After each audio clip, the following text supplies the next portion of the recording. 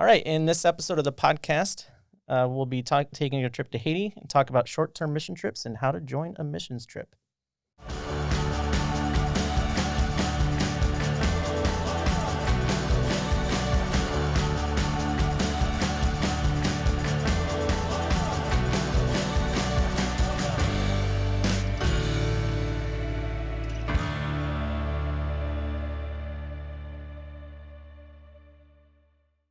Today on the Beyond the Sermon podcast, I'm joined by Marcy Reichen.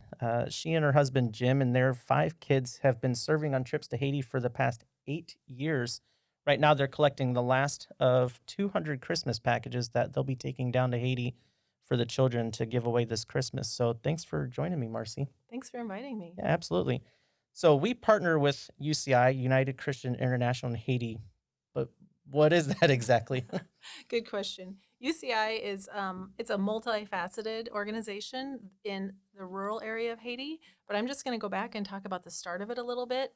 John and Christy Montpremier started it back in 2003, and it officially became an organization in 2005. So we've just celebrated our 15-year anniversary. Wow. John was born in that area of Haiti, and Christy was actually born in Northwest Iowa, and they met doing missions in Haiti. He was doing some pastoral work, and she was on a mission, like a long-term mission, I think a summer mission. And they met, and then the rest is history, as they say. But they came here. John got his degree from the seminary, and then they felt called to go back to Haiti. And in the process of traveling around and getting called to go back to Haiti, they really felt like God was calling them to work in the area where John was born.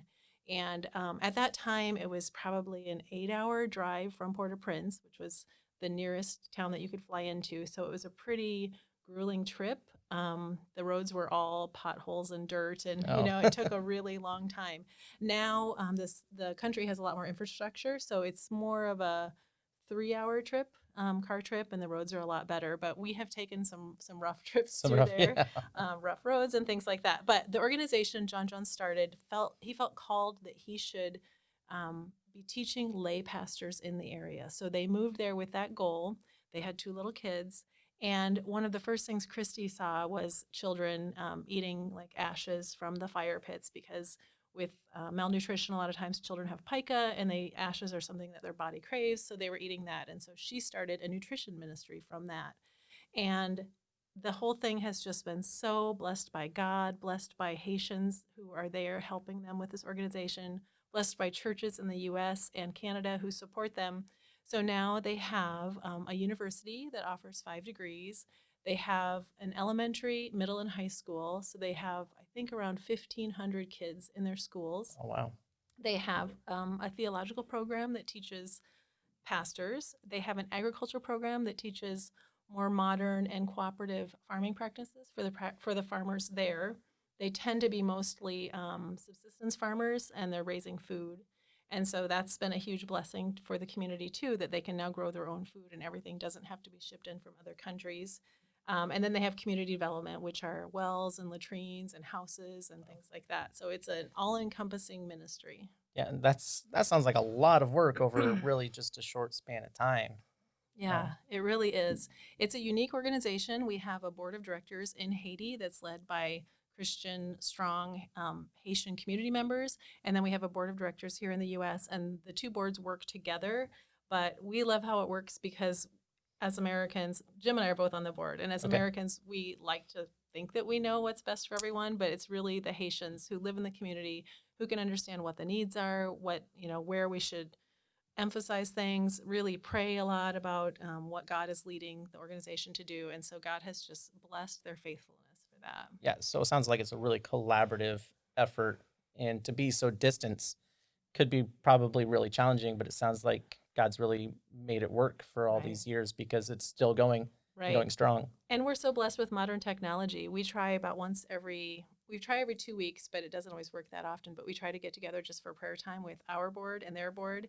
And they go to John and Christy's house, and they're on a Zoom meeting. And then we're all 2 of us are in California. The rest of us are spread throughout Iowa. And we all get together in one Zoom meeting and have a prayer meeting together. Zoom is everywhere. Zoom is in Haiti, too. Yep, it's truly amazing. And it's so encouraging for us, and it's so encouraging for them, too. So it's really good. So the sermon series we're in right now, and why we're doing this series of podcasts, is choose greatness, serve, and that choice to serve. Following our Savior, Master, Christ. And the latest sermon in the series, and if you're listening to this on the app or on our website or wherever, go back and watch that at ccames.org/sermons. The latest one is about people who need timely help and timeless truth. So, how does UCI fit that call from Christ to serve others? Because it sounded like Jean had one plan, and then Christy noticed something else when she got there. Right. Yeah. I think that UCI was absolutely founded on those two things, and they try to continue with those things. But all of the ministries are always dedicated to Christ. All of the ministries start with sharing the gospel. So we don't just have nutrition centers that feed food, but we also offer spiritual truths and the chance to have a relationship with Christ and to show people how you can have a relationship with Christ.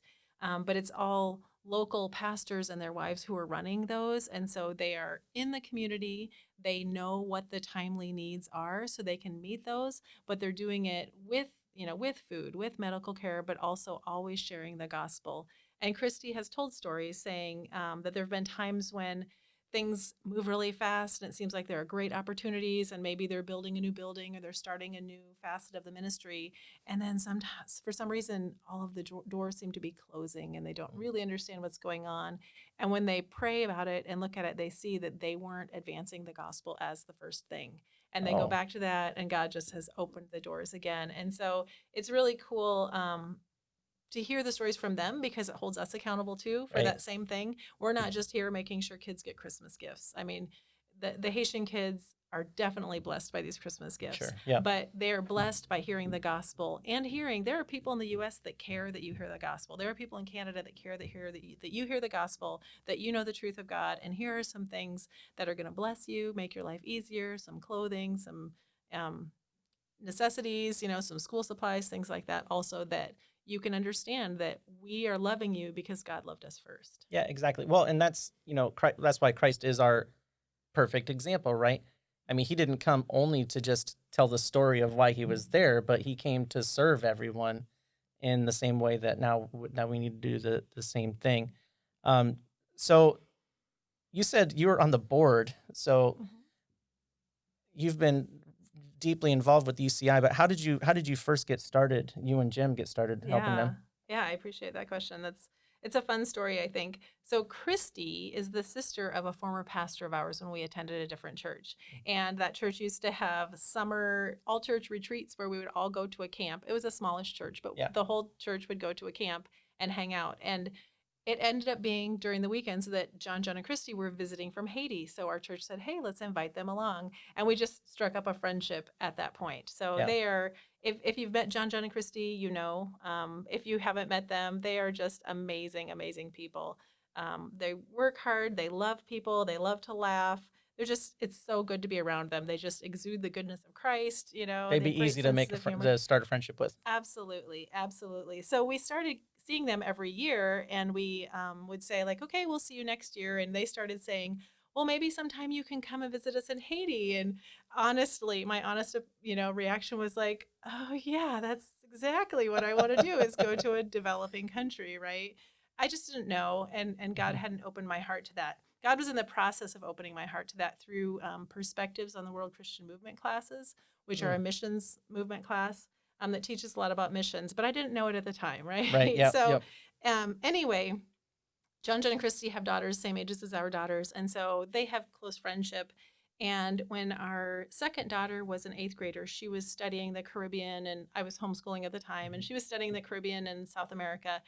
And we started joking that as a field trip, we would go to Haiti. But, As a field trip. right, Hey, hop in the right, van, kids. Let's go right. to Haiti.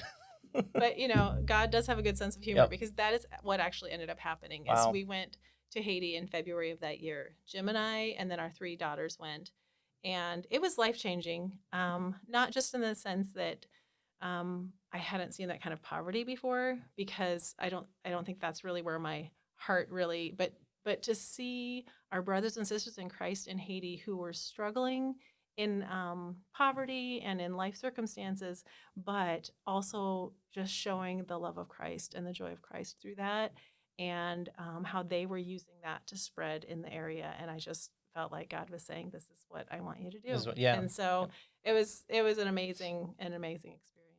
Wow. So So we could probably spend a whole episode talking about what is it like to go on a trip, a short-term mission trip, and then specifically to Haiti. So just kind of like the Cliff Notes version. hmm What's a typical trip to Haiti? Right. So a typical trip, usually we have new people and we try to do it as kind of a vision trip. And so we want them to see all the different parts of the ministry and be involved in as many parts of the ministry as they can. And so we try to have people do evangelism. We try to have people do compassion work. And we try to have people do education. And so in those areas, I've kind of described all of the facets of the Right. ministry.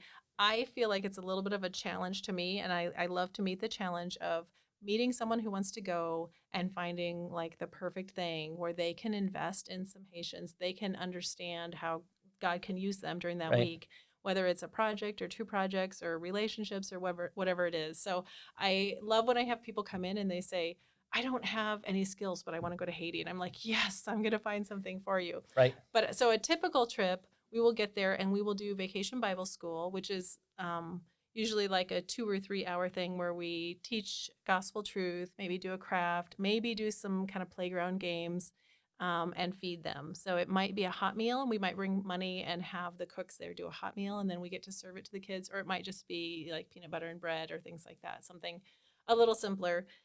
So we always do a VBS, and that's where we do some of our evangelism. And we've had like the puppet ministry from here Oh, okay. go Yeah. and do that. Matthew Tift has done that. Yeah. And so we've had, some great people be involved in that kind of thing. We always try to pour a cement floor in a dirt house or a dirt floor house. So even the houses that a lot of times are cinder block, mostly they have a All dirt dirt floor floors. because that's expensive. And dirt floors are really bad because Haitians tend to sleep on the ground on a mat, and parasites can cause a Right. lot of problems. And so they look in communities and where they have poured more cement floors, there's just so much less intestinal trouble in children. Okay. And so it's really a health thing. And so we go to a cement floor because it really gets you in the community and you Yeah. get to really interact with some families. Um, What are some of the reactions of the Haitians when a cement floor gets poured? um, I mean, it really is life changing for Yeah. families. And so gratefulness, lots of tears. A lot of times there's a Right. mother or a grandmother or an aunt who is older who still lives in the home because it tends to be more of a familial culture there. And so for them, I think it makes an even bigger difference because they understand they're getting on. But like for them to see, like, my grandkids now don't Right. have to sleep on the dirt, I mean, I would have never imagined. I mean, here in the U.S., like there's concrete everywhere, right? I mean, and there's stories of like concrete jungles, right? Like we need to introduce more dirt and more Mm-hmm. grass, but in Haiti and other countries like that, it's because of health reasons. I would have never considered that. Right, right. Yeah. So that's a good thing that we always do. We go to church on Sundays, and then if there are opportunities we can help with that, we can teach in the kids ministry. If we have a pastor with us, we usually have ask the pastor to preach. Um, we help with communion. We help with youth group in the afternoon.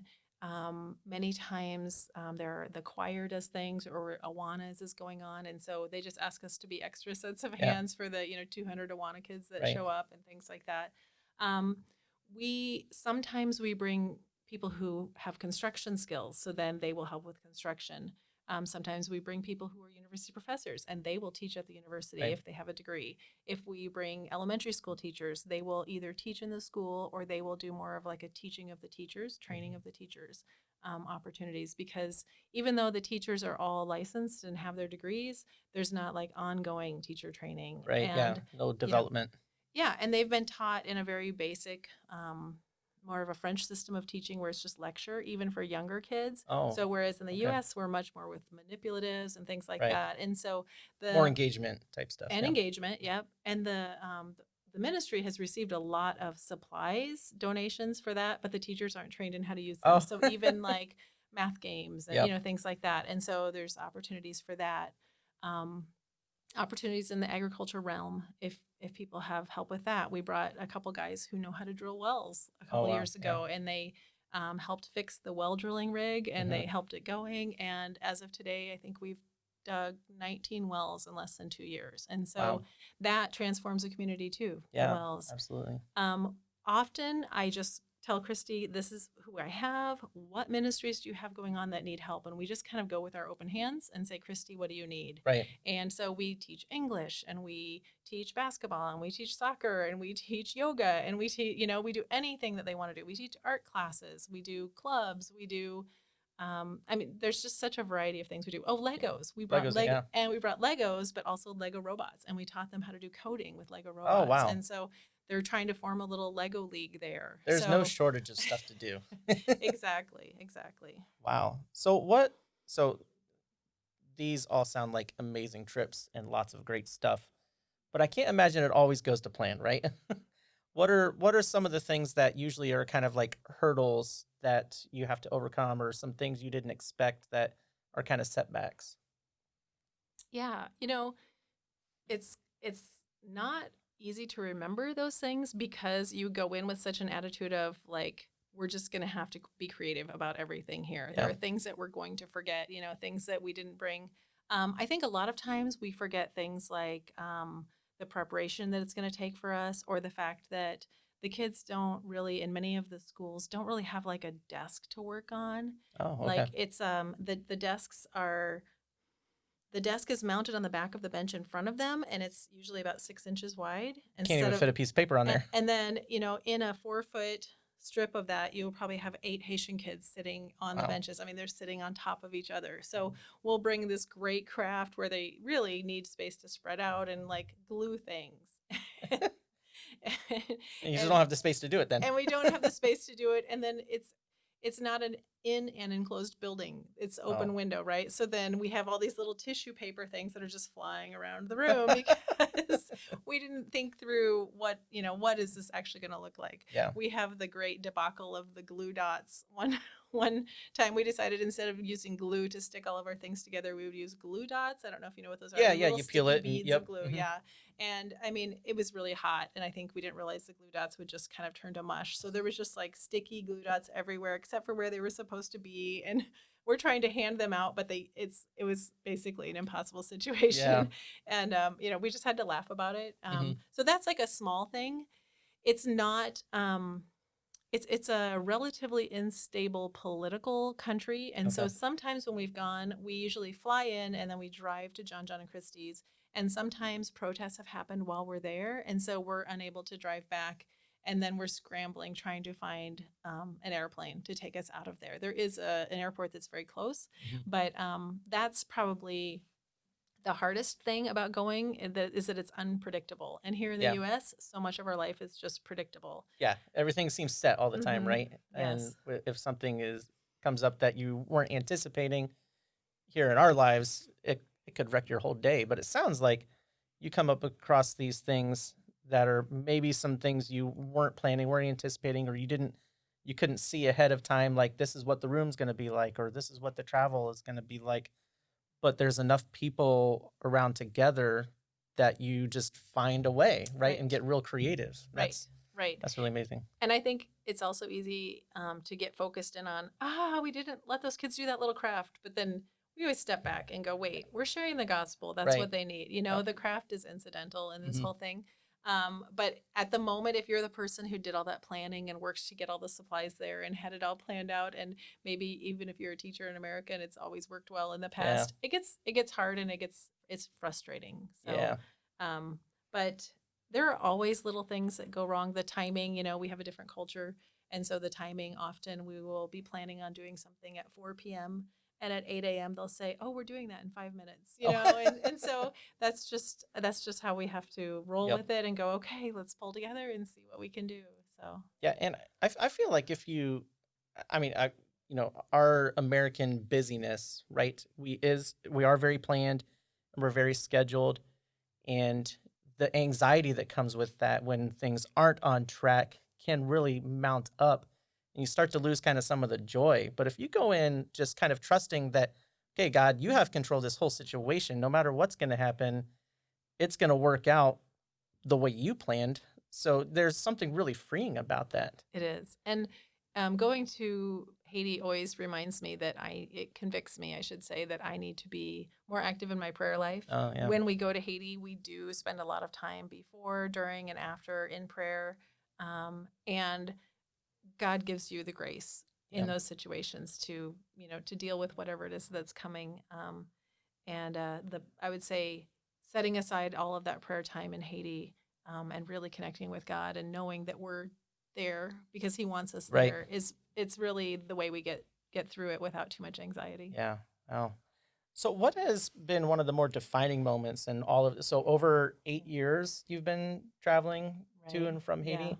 What's one of the more defining moments from one of your trips? For me, it was the very first trip we went on, which probably isn't a surprise. A lot of Yeah. times, your first trip, when everything is Getting new. your feet wet. But this has never happened again. We had a really big day of ministry. I don't even remember what we were doing, if that was the day we poured a cement floor, which is very physically taxing, Right. or if it was just a big, vacation Bible school day with 500 kids. It was something big. And we got back and we were, supposed to just like have downtime and then dinner. And John said, "Hey, I just got a call from this voodoo pastor and he's dying and he wants someone to come and share the gospel with him." Wow. And I said, "I'm too tired. I don't think I'm going to go." And I had a friend that I had met there who had been on several trips. And she said, "Marcy, you might not get this chance again. You should go." So I went, and Jim offered to stay home with our kids. Our kids were younger then. And so he stayed home back at the dorm with the kids. And so I went, and it was an amazing, powerful, um, interaction. We went in. It was very, very prayerful, and it's most homes in Haiti are very small. And Yeah. this gentleman was sick, and he was dying, and he was afraid.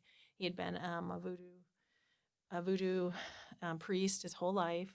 And I know he had been presented the gospel or asked if he wanted to hear the gospel, and he had always turned Said no. away. Yeah. Right. But in that moment of need, when he thought his life was ending, he wanted to accept Christ. And so we couldn't all go into the house, but the rest of us stood outside and we prayed and we sang. And one song that the ministry really sings a lot is "The Power." There's power in the blood of the Lamb. Oh, yeah. And so we sang that. We sang some other songs that the team was doing. And we could hear John talking in Haitian Creole. But, John went and he stopped at that property. And if you know anything about voodoo, you would know this. But voodoo is the worship of evil spirits. And if you're a voodoo priest, you have evil spirits who have almost like contracted with you to have their power. Okay. And so they will kind of overtake you. Like they reside in you. They reside in you, and that you actually do sometimes like sign a contract with another priest that you will do this for a certain number of years. And Wow. I could talk about voodoo for a long time. Yeah, But that's another podcast episode. right. John, he stopped and just prayed, and you could just feel, I wouldn't say you can feel evil, but you could feel intensity, right? Yeah. There was, and John went in and he shared the gospel and he accepted Christ. We had brought Bibles. We gave him a Bible. He wanted us all to come in and shake his hand. Wow. And so we all welcomed him in, to the church, so to speak. I don't know, that lasted maybe 35, 40 minutes. And there's a Pastor Dabu in Haiti who was the initial one who made the contact with him. And he was, made plans to continue to follow up with him and things like that. And we were leaving off the property, and there was a lady whose house was really nearby that we had to walk past. And she said, What are you doing here? What just happened here?" And so John said, "Oh, we just shared Christ with this man, and he, denounced voodoo, and he gave his life to Christ." And she said, "I want to do that too." Oh, And wow. so the first thing, the whole voodoo priest thing was amazing. And then just walking past, I would have just walked past this woman, Right. right? And so John, we spent some time with her, and John explained the same thing. And she also accepted Christ. She's the sister-in-law of the man who had accepted Christ before. She was married to his brother. He was also a voodoo priest. And she told us he had died a few months before during a voodoo ceremony. Wow. Outside the house, and she had been so scared ever Right. since then, Right, because and of so what happened. yeah, and so just to see, um, it was so powerful, and to see they have people who follow them and they influence, and then for them to renounce voodoo and to accept Christ has a ripple effect in their own houses and in their neighborhoods and their communities. And wow, I mean, so like I said, we're talking about timely help and timeless truth. I mean, that's like 100% the best picture you can have of that. both Absolutely. in the voodoo priest that was dying, like that's timely help Timely that's help, needed for right. that timeless truth, but and timeless as in like eternity, right? So that Absolutely. last moment is all he has. But then, like you said, just walking by and again, timely, being at that moment where that woman came out and was like, "I want to do that too." Like, Right. and what I mean, maybe you don't know anything that happened to that woman after, but I mean, just ripple effect that can take off is Yeah. just incredible to think about. Yeah, absolutely. That voodoo man did end up passing away not too long after that, and she, I know, was in part of the church at the time. There was also something that had happened that someone else was in her home, and she wouldn't come out because she was heavily into voodoo and she was afraid. And Yeah, so I know that they, tried to develop a relationship with them. But I think right. that this woman is in their church now, or in one of their sister churches. Their Sure. churches, they have many sister churches now, and Yeah. so yeah. Well, that's a really powerful story. I have no concept of what that's like because I mean, so you said Haiti is very steeped in voodoo culture. I don't know if is that anything that even exists here, like in America or any developing worlds at all? Yeah. So like if you get in the area of New Orleans, they Okay, would also because of the have Creole. voodoo. Okay. Yeah, yeah. And so there are several. It actually came from African countries. So when we brought slaves over, when they Hmm. brought slaves to Haiti, so Haiti was originally a French colony. Okay. So the French brought Africans over. The U.S. had Africans come over, and so it's a culture. I think it comes from Benin, Okay. and many African slaves then brought their culture with them, their Haitian voodoo, or their voodoo. They Yeah. brought their voodoo with them, and it's been integrated into most countries, religions, cultures. There's a lot in the New Orleans area. I think Florida also. There's a lot of Right. Haitians in that area, um, but it's interesting because when you ask John about religion in Haiti, he says something like Haiti is 80% Catholic, 20% Protestant, and 100% voodoo. So you even see the voodoo and the voodoo ideas come in through other religions. It's Interesting. part of the culture because it's been there for 200 Yeah. years. And it was part of the founding religion when the Haitian slaves broke free from the French government. They had a revolution and they were the first colonized country to actually throw off the chains. Yeah. And so they dedicated the country to voodoo at that time. And it's part of the culture, the cultural sayings. A lot of times, like you won't know that until you're really well involved in the culture. Even Right. Christy says sometimes she'll be surprised. She'll, talk about something and John will say, you know why they say that? It's because of this voodoo thing. And she'll be like, I have no No idea. idea. Yeah. So in a way, even though however long Christy's been living there, she's still kind of an outsider in that sense that there's Right. just something so ingrained in the entire history of it that she won't even Right. comprehend it. So Right. Yep. And I mean, sure, if we look at our own culture, there are many things that are ingrained like that yep. too, Right. right?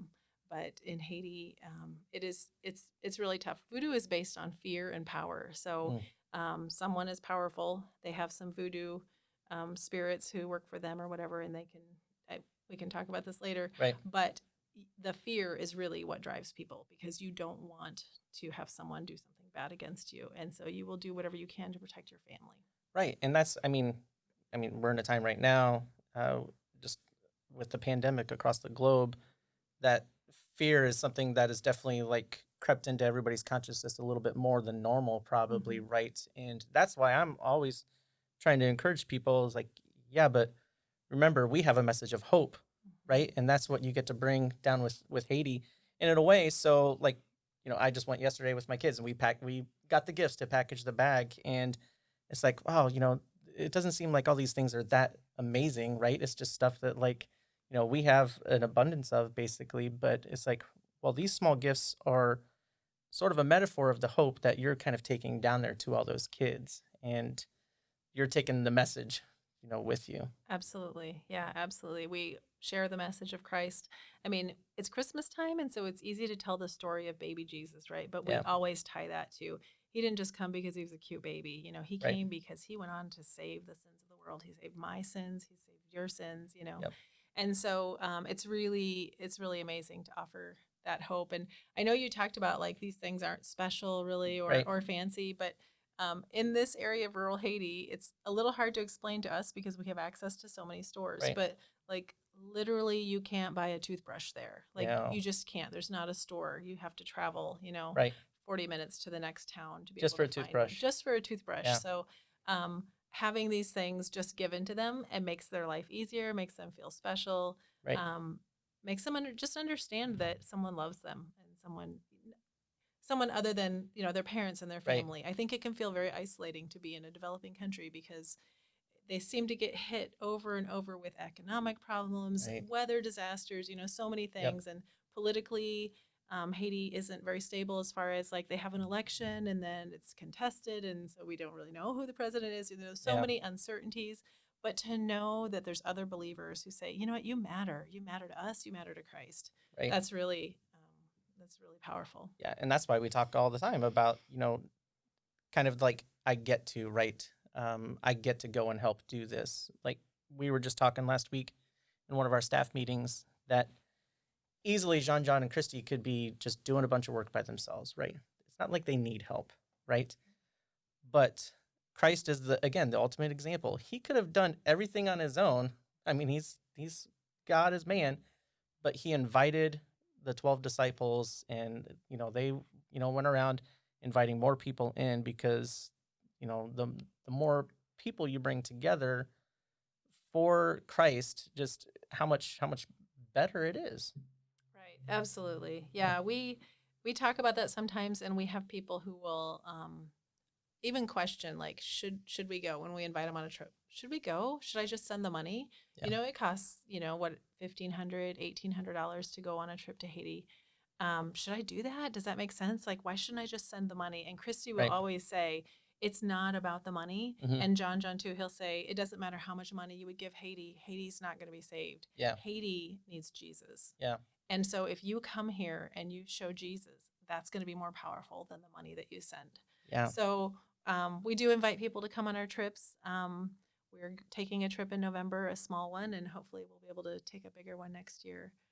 Yeah. And I always want to emphasize to people, it's always an invitation and never an expectation. I don't Okay. want anyone to feel guilted into Right. doing this. Yep. If you're invited, pray about it. And Yeah. if God wants you to go, he'll make that known to you. Yeah. So if somebody is thinking like, wow, that's an amazing story. I didn't realize that even though I feel like I have no talents or no skills, first of all, everybody does, right? Absolutely. And God's going to use you no matter what.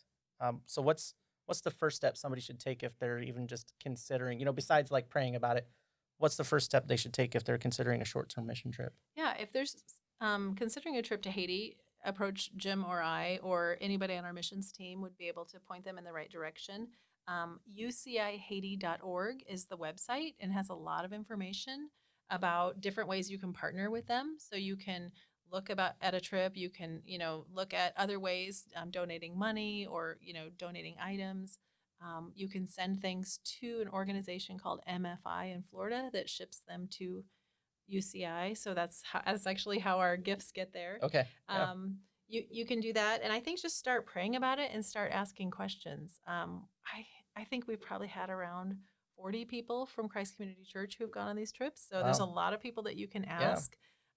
We will take families. We actually love to take families. We'll take anybody, but we love families. We love to take kids, and we'll take kids age 5 and up. Okay. And it's we consider it safe. We've been taking Jonathan since he was 5. Yeah.